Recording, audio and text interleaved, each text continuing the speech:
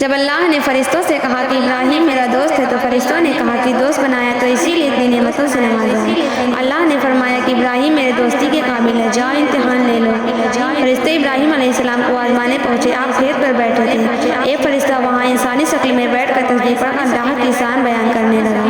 جب آپ کی کانوں میں میٹھی سی آواز گئی تو آپ ڈھونڈتے ہوئے اس کے پاس پہنچ گئے اور پوچھا کہ تو میرے اللہ کا ذکر کر رہا تھا؟ فرشتے نے کہا میں ہی تھا۔ آپ نے فرمایا کہ ایک دفعہ پھر کر دو۔ اس نے بولا کہ پہلے تو میں اپنی مرضی سے کر رہا تھا، پر تمہارے کہنے پر تبھی کروں گا جب بدلے میں کچھ تم مجھے دو گے۔ آپ نے فرمایا بولو کیا چاہیے؟ اللہ کے ذکر کے بدلے جو چاہو وہ مانگ لو۔ فرشتے نے کہا اپنی ساری بکریاں دے دو۔ آپ نے کہا لے لو، بس اللہ کا ذکر سناتے جاؤ۔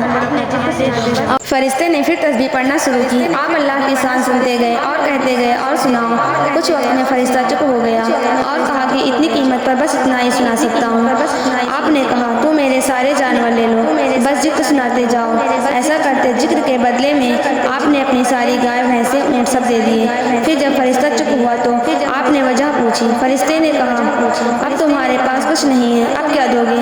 آپ نے فرمایا کہ اب تم اتنے جانوروں کے مالک ہو گئے ہو، اس کی رکھوالی کے لیے تمہیں کوئی غلام تو چاہیے ہوگا۔